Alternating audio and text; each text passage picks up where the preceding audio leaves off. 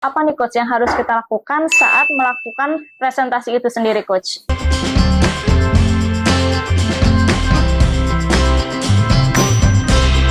Halo teman-teman semuanya, balik lagi dengan aku Vika di Curhat Sales. Nah, di Curhat Sales kali ini kita akan membahas nih tentang presentasi. Mau tahu lebih dalam? Yuk kita langsung aja tanya ke Coach Arif. Halo Coach. Hai. Apa kabar nih Coach? Ya, lumayan. Lumayan ya Coach ya. Oke, aku mau tanya nih Coach. Kan pada pertemuan yang sebelumnya kita sudah membahas tentang persiapan pada saat presentasi nih ya Coach ya. Nah oke, sekarang aku mau menanyakan adalah apa nih Coach yang harus kita lakukan saat melakukan presentasi itu sendiri Coach? Sebenarnya jawabannya banyak banget. Jawabannya banyak banget karena ketika kita melakukan persiapan kan bahan persiapannya dikumpulin tuh. Yeah. Nah bahan persiapannya kan berarti harus dibawakan kan. Nah setelah dia mempresentasikan masih ada satu tahap lagi loh. Yaitu adalah cara ngebawainnya. Betul. Jadi ketika membawa presentasi kan bisa saja pertama yang dibahas adalah kontennya dulu. Iya, betul. Kontennya sudah dibawa, tapi kalau caranya tidak tepat, maka dampaknya juga jadi kurang. Iya. Nah, ini paling penting juga. Kalau gayanya cara menyampaikannya bagus, tapi cara konten susunannya juga tidak tepat, maka hasilnya juga tidak tepat. Iya. Jadi semua ada kaitannya. Jadi makanya kenapa saya selalu menekankan ada 3 tahap yang harus dilakukan. Jadi ada persiapan, tahap bagaimana cara cara strukturnya, struktur presentasinya, dan ketiga cara membawakannya, how to deliver presentasinya. Makanya itu yang akan menjadi powerful. Nah, kebanyakan orang banyak gagal di bagian-bagian itu. Saya ambil contoh-contoh. Kebetulan hari ini kan saya kebetulan ada meeting dengan salah satu customer. Ketika meeting dengan salah satu customer, saya menemukan bahwa banyak orang-orang yang gagal ketika melakukan presentasi karena dia suka kayak dianggap enteng gitu. Dianggap enteng, dia nggak tahu persoalannya apa, permasalahannya apa, akhirnya pada saat membawa presentasinya tidak sesuai dengan kebutuhan. Menyepelekan ya, gampang lah gitu caranya. Kalau saya enggak. Ketika dia ngomong sesuatu, saya langsung mengkonek ke sini. Ketika ada problem, saya konek ke sini. Begitu ada problem, saya konek ke sini. Dan setiap yang saya konek harus pakai story. Cerita gitu. Cerita. Kalau nggak pakai cerita, powerful-nya agak kurang. Jadi gitu. Makanya kenapa kita pun juga punya pelatihan sales story kan, bagaimana caranya membawakan membawakan sebuah penjualan dengan metode story, cerita.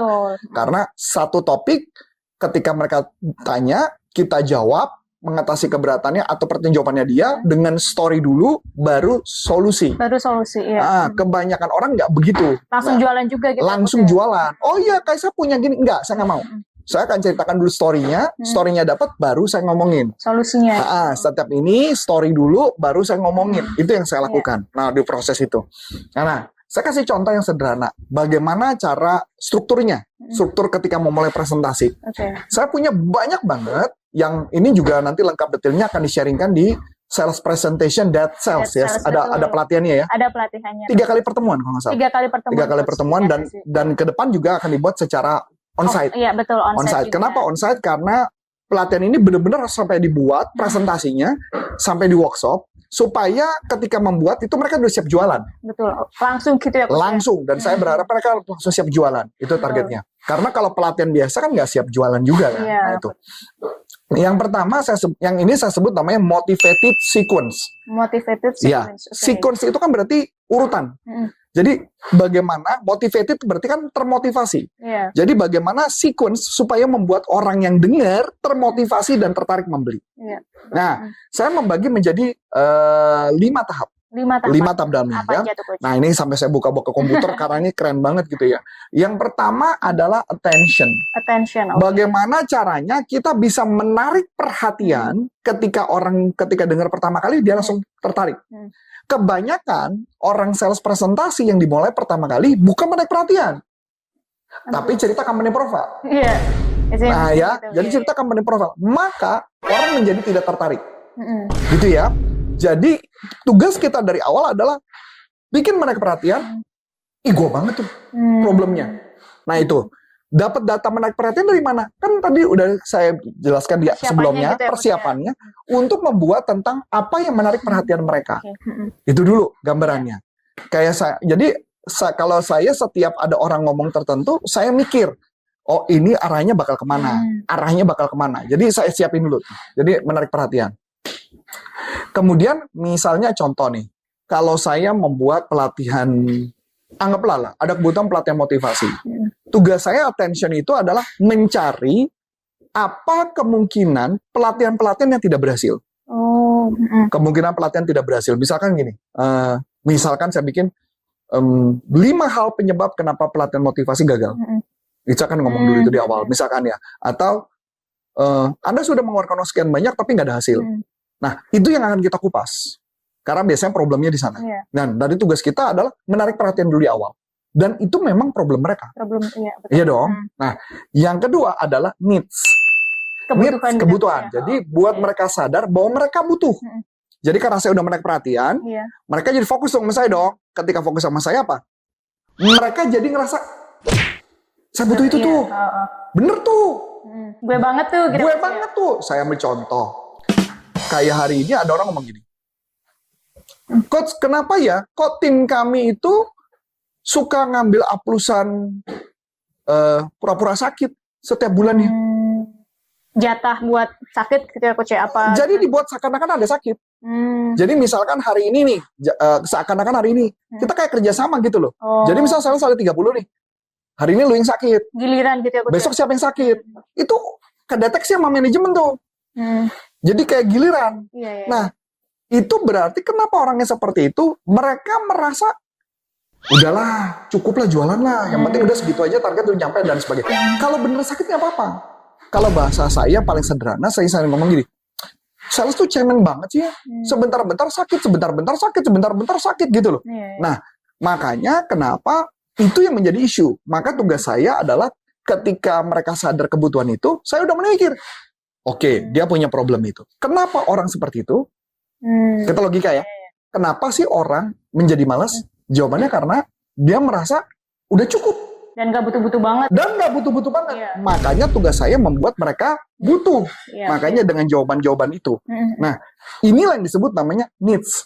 Kebanyakan orang ketika diomongin gitu, dia pikir, ya gampang lah, gue motivasi lah, ntar juga jadi rajin. Belum tentu, itu nggak menjawab pertanyaan gitu loh.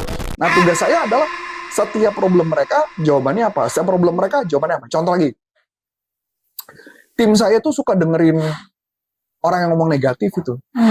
Ketika dengerin ngomong negatif tuh, mereka tuh jadi terpengaruh gitu loh. Jadi kebawa gitu. Nah, gimana ya caranya?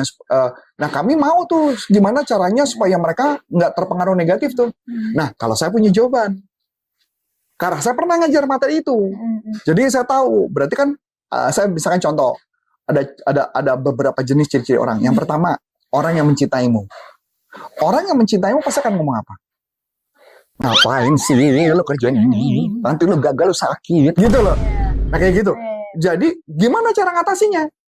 Yang kebanyakan orang adalah bisa ngasih tahu itu, tapi ketika menghadapi masalah itu mereka nggak bisa. Bingung juga. Bingung. Kalau saya punya jawaban. Karena saya ngajar hipnoterapi, saya ngajar NLP, saya tahu nih. Misalnya contoh, Adi pulang ke rumah. Si Adi dapat ada orang yang mau negatif. Adi nggak mau negatif. Gimana caranya? Kan nggak mungkin Adi nggak pulang dong.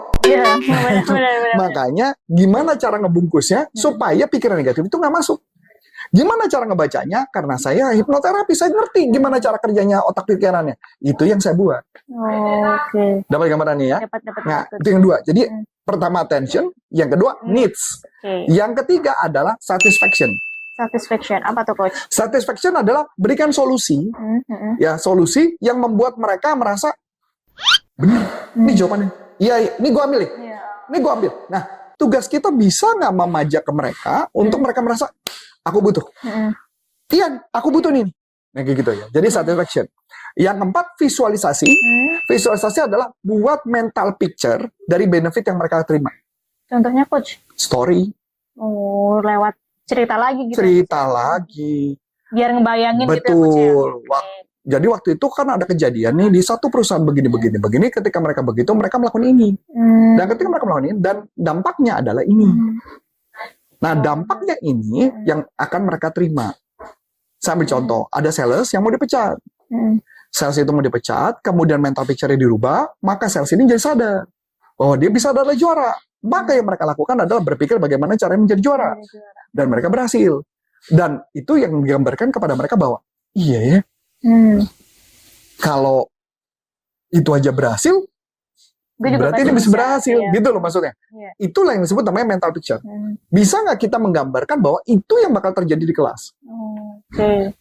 Dapat ya? Dapat. Apalagi saya masukkan loh macam-macam tuh.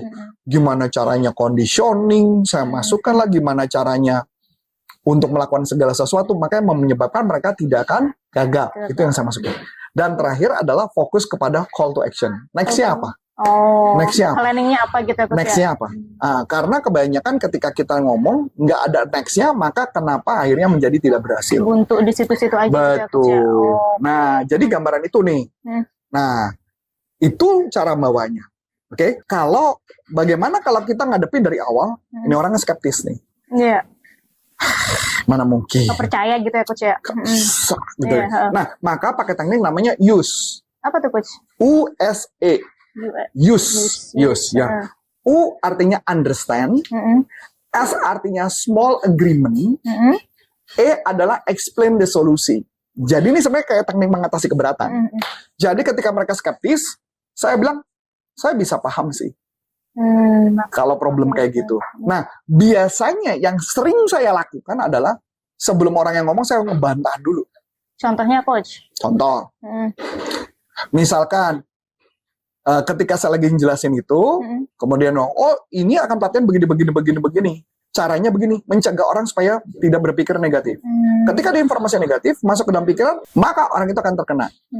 Mungkin akan jadi pertanyaan buat Anda adalah, mana mungkin sih? Iya. Mana mungkin sih? Kan namanya kerja kan di lingkungan. Nggak mungkin, Coach, nggak mungkin. Nah, saya juga setuju.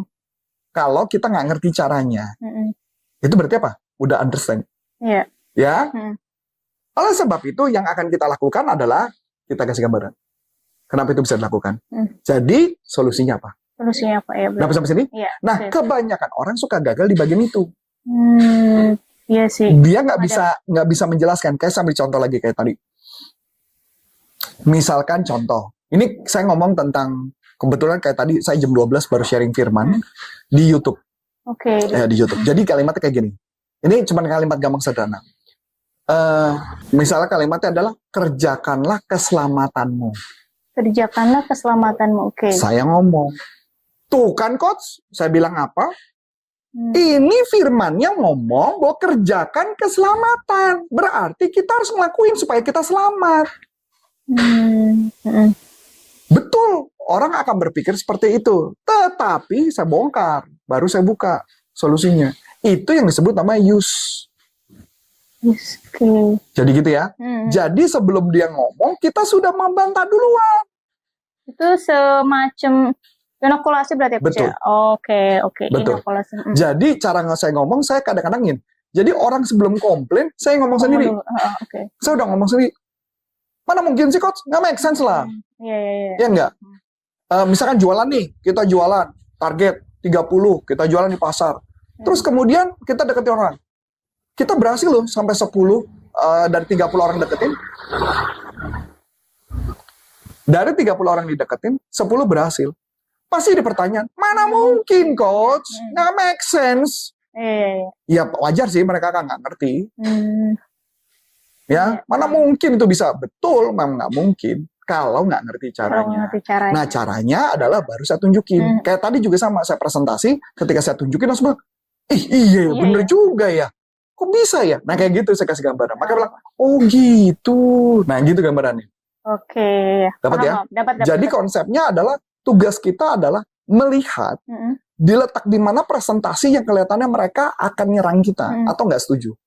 Tugas saya adalah masukin beberapa bagian kemungkinan-kemungkinan tidak setuju dengan mengatakan, mana mungkin sih? Nah gitu saya akan ngomong. Supaya mereka juga relate gitu ya, Coach ya? Mana mungkin sih, Coach, nggak masuk akal? Nah gitu kan, baru saya jawab. Solusinya gitu. Solusinya. Itu yang menggunakan use tadi. Structure. Oke. Udah, Coach, ini kan? Udah cukup lah. Nggak usah banyak-banyak. Nanti kita aja pelatihannya ya. Mantap. Oke, thank you banget nih buat Coach Arif yang sudah men-sharingkan nih tentang bagaimana sih cara membawakan presentasi yang baik. Nah, buat teman-teman semuanya yang ingin mengikuti pelatihan Sales Presentation That Sell, bisa banget menghubungi nomor admin yang ada di bawah ini. Nah, untuk benefit pelatihannya apa aja, yuk langsung hubungi nomor yang ada di bawah ini. Akhir kata dengan saya Vika dan saya Coach Antoni Syarif. Sukses buat Anda dan sampai jumpa. Salam performance.